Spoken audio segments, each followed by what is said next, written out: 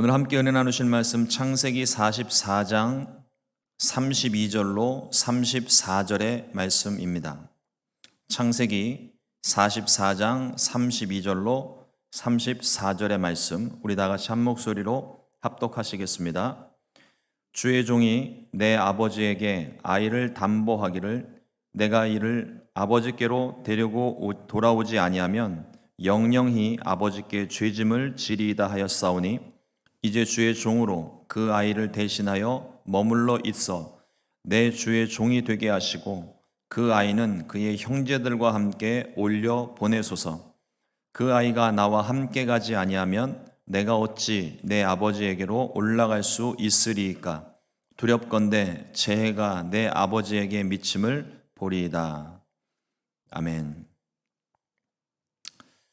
오늘 함께 함께 봉독한 창세기 44장 32절에서 34절의 말씀을 가지고 자기 희생의 사랑이라는 제목으로 함께 말씀의 은혜를 나누겠습니다. 요셉의 집에 초대를 받은 형제들 사이에서 요셉이 베냐민을 봅니다. 20여 년 만에 보게 된 자기 동생, 다른 형제들과는 좀 관계가 좀 남다르죠. 같은 어머니에게서 태어난 유일한 동생입니다. 그 유일한 동생을 20년 만에 보고 요셉의 마음이 울컥합니다. 근데 아직은 하나님의 때가 아니라 생각이 되어서 진실을 밝힐 수 없어서 꼭 참고 그 모든 잔치를 다 지냅니다. 요셉은 잔치를 마치고 돌아가는 형들의 자루에 곡식을 또 채우고 양식값도 넣어두고 특별히 베냐민의 자루에 요셉의 은잔을 넣어두고 마지막 계획을 이제 시작합니다. 영문도 모른 채 잔치에 흥에 취했던 요셉의 형제들이 성읍을 나온 지 얼마 되지 않았을 때 애굽의 군사들, 우리 식으로 얘기를 하면은 경찰이 쫓아온 거죠. 뒤쫓아온 애굽 사람들에게 붙잡혔습니다. 그리고 잃어버린 은잔을 수색하자 베냐민의 자루에서 은잔이 발견이 됩니다. 요셉의 형제들은 얼굴이 하얗게 질렸습니다. 그게 왜 또 거기서 나와? 그러니까 본인들의 의지와는 전혀 상관이 없이 요셉이 처음 방문했을 때는 배려하는 차원에서 곡식과 또 여러 가지 것들을 넣어두었지만 이번에는 요셉이 특별한 계획이 있어서 베냐민을 곁에 두고 싶어 베냐민의 자루, 곡식 자루에 이 은잔을 특별하게 넣어두었죠. 이것을 알 리 없는 요셉의 형제들은 이게 왜 거기서 나오는지 영문을 알 턱이 없습니다. 더군다나 다른 형제들의 자루에서 차라리 은잔이 나왔으면 좀 다행이겠는데 반드시 돌아가야만 하는 베냐민의 자루에서 은잔이 나왔습니다. 어느 누구보다 놀랐던 것은 유다였습니다. 유다는 베냐민을 애굽으로 데려오는 조건으로 자신의 모든 것을 걸고 아버지에게 약속을 했었던, 그래서 그 베냐민이 애굽으로 올 수 있었던 결정적인 이유가 됐던 장본인입니다. 다시 요셉의 집에 붙잡혀왔던 요셉의 형들은 이건 부인할 수 없는 증거가 있기 때문에 아무 말도 할 수가 없었습니다. 자신들이 한 일은 아니지만 증거가 너무나도 분명했습니다. 이에 유다가 모든 형제들을 대신하여 애굽의 총리에게 그간에 있었던 일들을 설명을 합니다. 처음에 애굽에 곡식을 얻으려고 왔었을 때, 그리고 곡식을 사러 왔다가 자신들의 뜻과는 상관없이 정탐꾼으로 몰려서 억울한 누명을 썼던 일들, 또 그 일을 자신들의 이야기를 증명하려면 베냐민을 데려와야 했었다는 얘기, 또 곡식 자루에 넣어져 있었던 곡식값에 관한 모든 일들을 차분하게 그리고 자세하게 설명을 했습니다. 그런데 이 설명의 과정에서 한 가지 중요한 유다의 변화된 모습을 발견을 하게 됩니다. 유다의 변화된 마음이랄까요? 다른 사람들을 생각하는 특별한 마음이 유다의 설명 속에, 그 유다의 말들 속에 그 모습들이 보여지게 됩니다. 첫 번째로 확인할 수 있는 마음이 베냐민에 대한 사랑입니다. 유다는 형제들과 함께 애굽으로 다시 돌아올 때, 곡식을 사러 올 때 아버지 야곱에게 분명하게 약속을 했습니다. 창세기 43장 9절 말씀에 내가 그를 위하여 담보가 되오리니 아버지께서 내 손에서 그를 찾으소서. 내가 만일 그를 아버지께 데려다가 아버지 앞에 두지 아니하면 내가 영원히 죄를 지리이다. 이 약속으로 고집스러웠던 아버지 야곱의 고집을 꺾었습니다.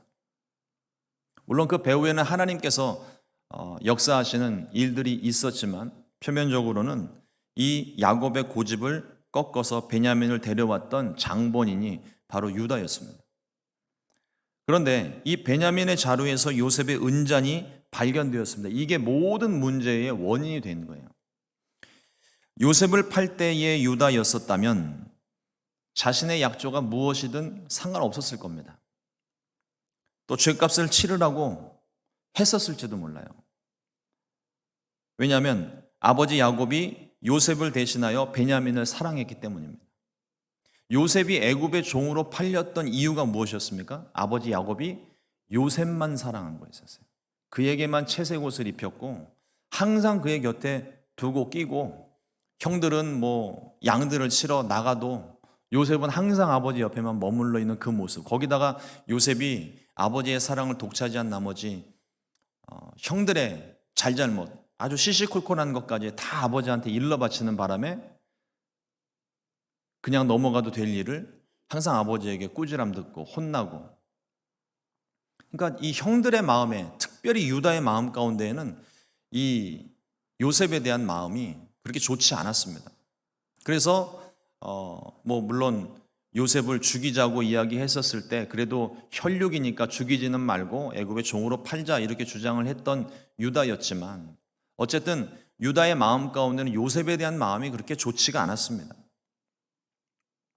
그런데 이 요셉이 죽고 난 다음에, 그러니까 죽은 게 아니죠. 그 아버지에게 있어서는 죽었다는 이야기를 전하고 난 다음에 요셉이 야곱의 옆에서 사라지고 난 후에 요셉을 향했던 모든 마음이 형제들에게 골고루 들어간 것이 아니라 베냐민에게 또 집중이 됩니다.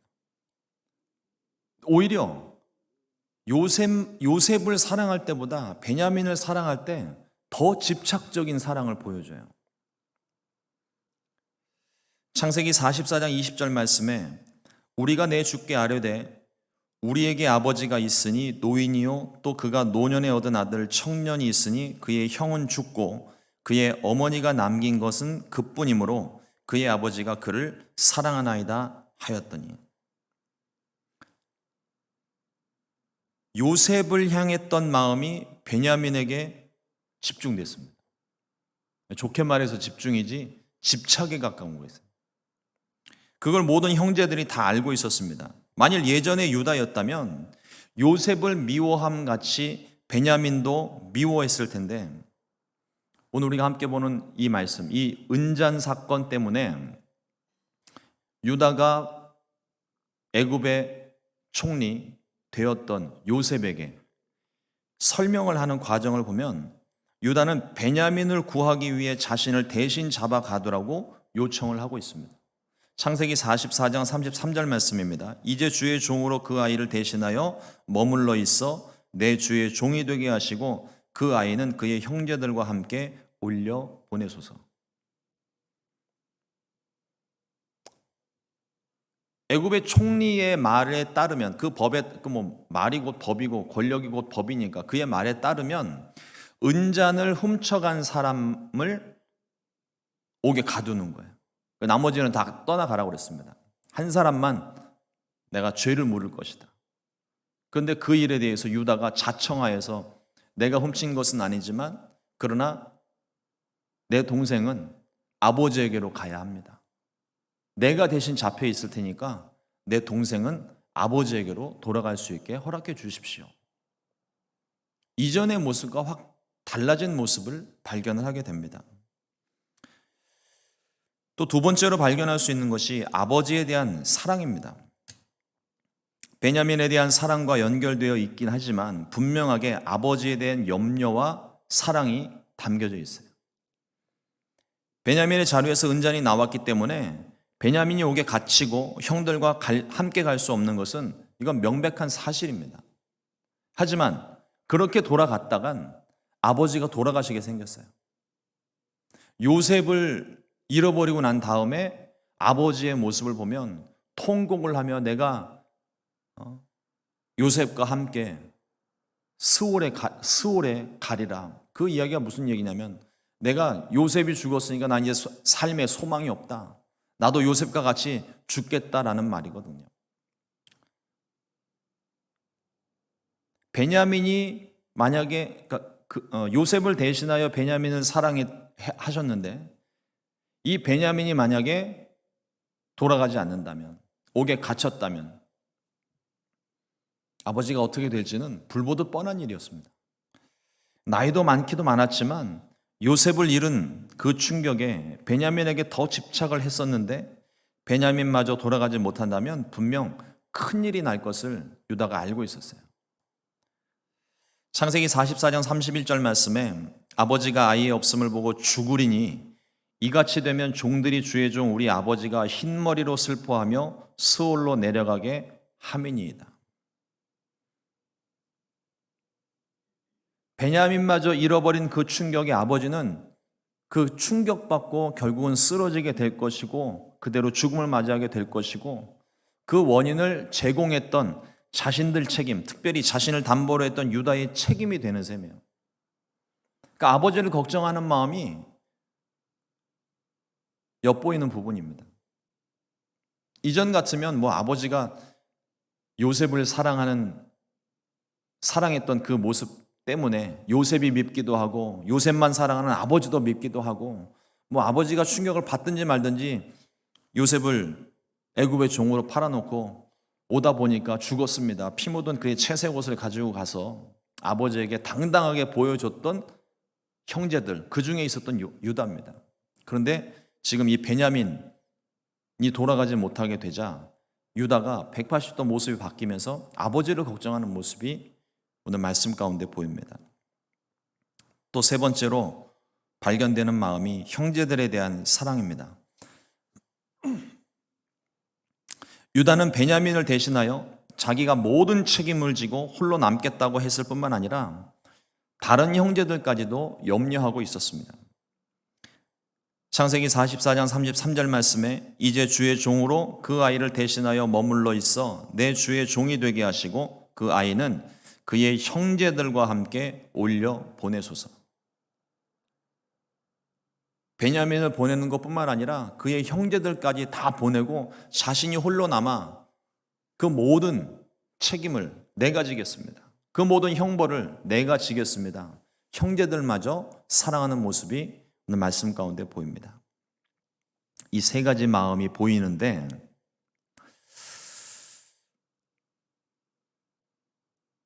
이전의 유다의 모습과는 많이 다른 모습이에요.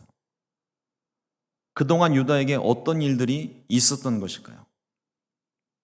어쩌면 요셉을 애굽의 종으로 팔아버린 후에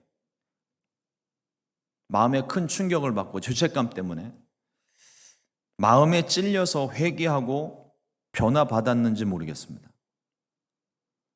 또 유다와 며느리 다말 사이에 있었던 근친상간의 죄 때문에 심경의 변화가 왔는지도 모르겠어요. 또 무엇보다도 아들 둘을 먼저 잃어버렸던 충격 때문에 사람이 변했는지도 모르겠습니다. 큰 일들을 많이 당했어요. 그 일들을 당하면서 요셉의 심경의 변화가 있었을 거라고 충분히 예상이 가능합니다. 그런데 무엇이 원인이 되었는지보다 더 중요한 것이 있습니다.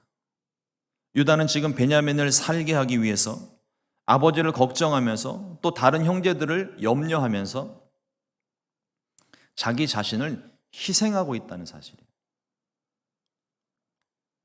유다의 자루에서 은잔이 나온 것도 아니고 애굽의 총리 요셉은 은잔을 훔친 베냐민만 빼고 그대로 돌아가라고 말을 하고 있습니다.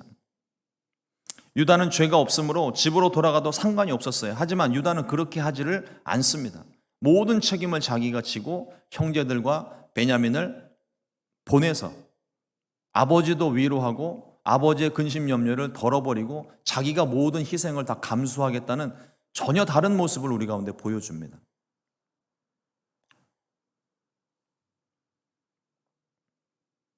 그 마음이 자기 희생의 사랑인 거죠.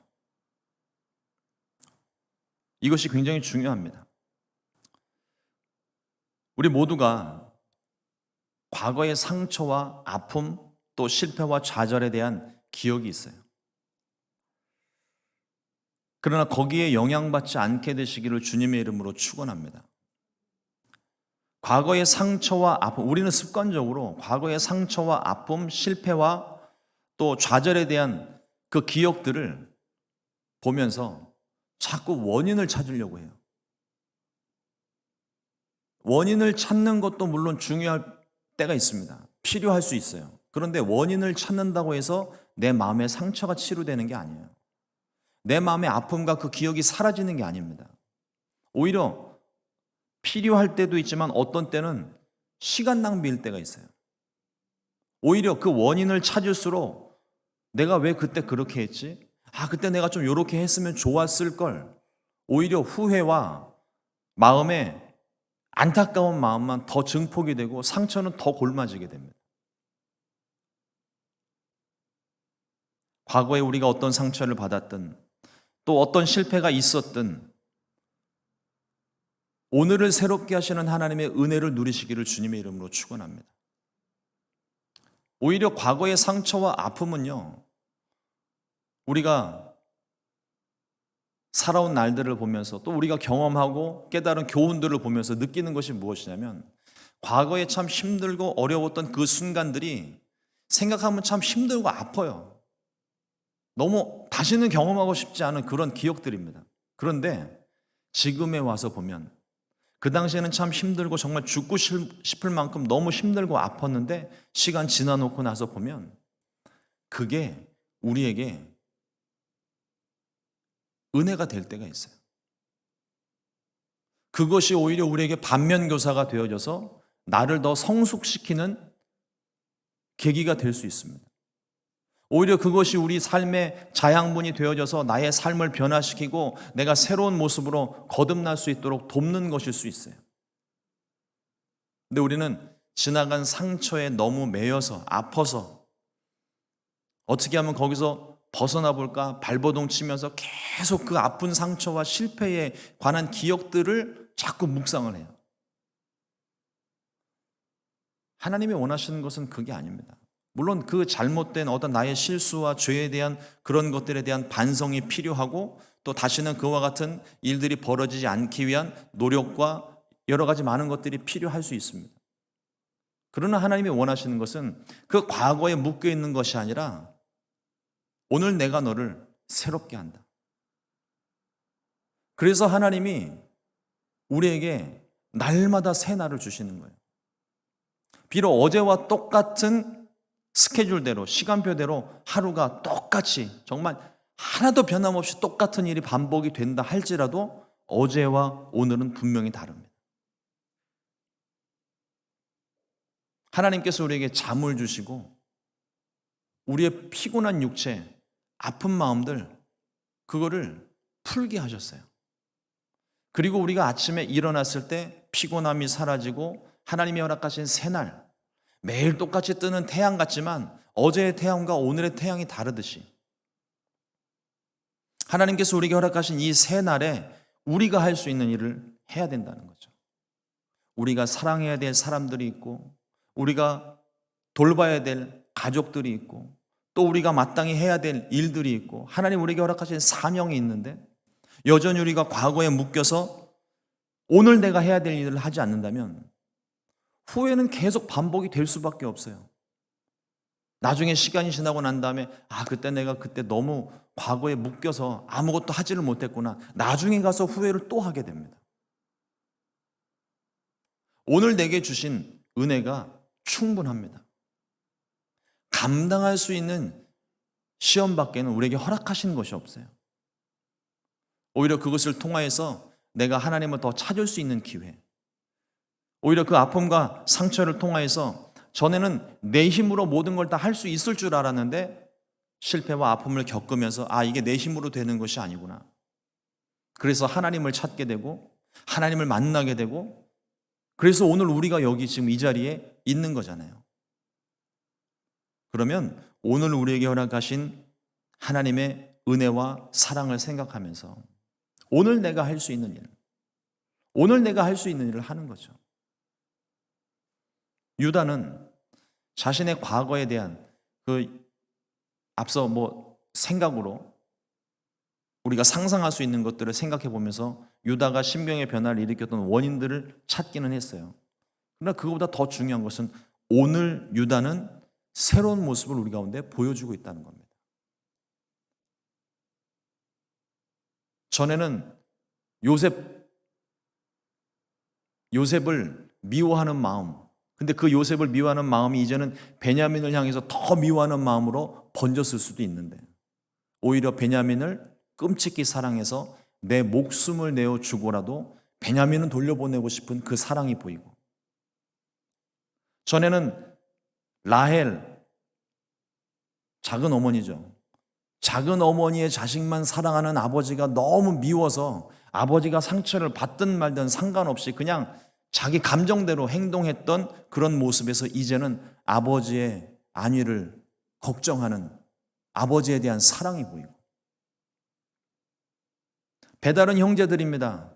다른 형제들에 대한 사랑이 좀 덜 할 수 있는데도 불구하고 자기의 목숨을 걸고 내가 모든 책임을 질 테니까 내 형제들은 돌려보내달라고 자기를 희생해가며 그렇게 애굽의 총리에게 말하고 있는 그 모습, 그게 희생적인 사랑 아니겠습니까? 누군가를 대신하는 사랑이 곧 자기 희생입니다. 우리가 그 사랑을 먼저 받았잖아요. 예수님이 그 사랑을 우리 가운데 보여주셨습니다.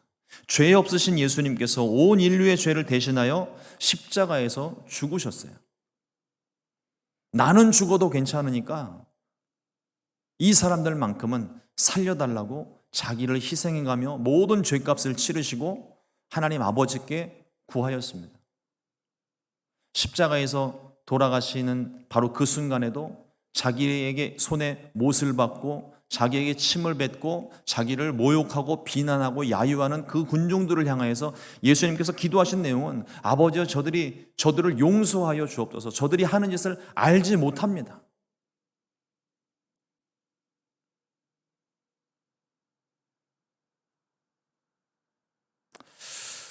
예수님이 십자가 사랑을 묵상을 하다가 하나님께서 저에게 주신 큰 음성 같은 말씀으로 저를 깨닫게 하신 것이 있었는데, 너를 대신하여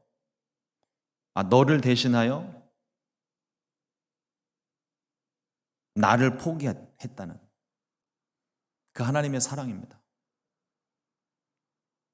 우리가 죽었어야 되는 거잖아요. 죄 지은 내가 죽는 것이 마땅한데 너를 대신하여 내가 모든 걸 포기하겠다. 그게 십자가의 사랑입니다.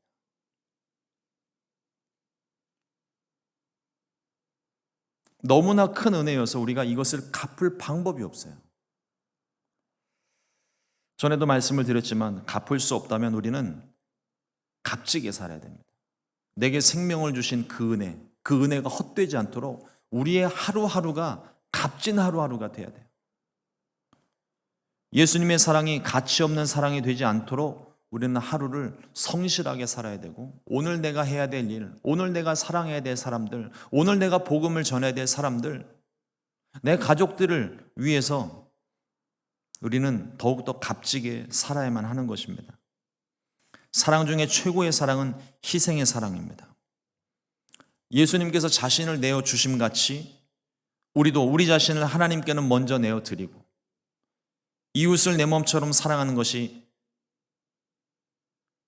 값진 삶이 아닐까요? 오늘 하루 아낌없이 사랑하고 부족함 없이 섬기는 값진 하루가 되시기를 주님의 이름으로 축원을 드립니다. 기도하겠습니다. 하나님, 오늘도 주의 말씀 통하여 주님의 사랑을 다시 한번 묵상하고 깨달을 수 있도록 은혜 주신 것 감사합니다.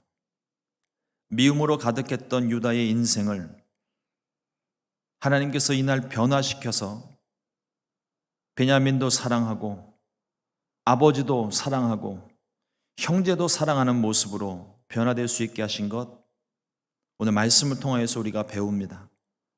하나님, 우리 마음의 상처와 아픔 때문에, 미움과 원망 때문에 그동안 사랑하지 못했던 내 이웃들을 오늘 사랑할 수 있게 하여 주시옵소서. 유다의 심경을 변화시키신 같이 우리에게도 주님의 크신 사랑 다시 한번 깨닫게 하셔서 내 힘으로 사랑할 수 없다면 그리스도의 사랑으로 그들을 품고 안을 수 있게, 용서할 수 있게, 사랑할 수 있게 하나님 은혜를 베풀어 주시옵소서. 오늘 우리 가운데 주신 복된 한 날, 하나님 가치 없이 무의미하게 지나가지 않게 하시고 오늘 하루를 성실하게 값지게 살아 하나님께서 우리에게 베푸신 갚을 수 없는 은혜, 값지게 살아감으로 조금이라도 주님을 기쁘시게 해드리는 귀한 한 날이 될 수 있도록 은혜를 베풀어 주시옵소서. 오늘 하루 주님의 크신 사랑 깊이 체험하고 깨닫는 은혜가 있기를 간절히 소망하고 예수님의 이름으로 기도드렸습니다. 아멘.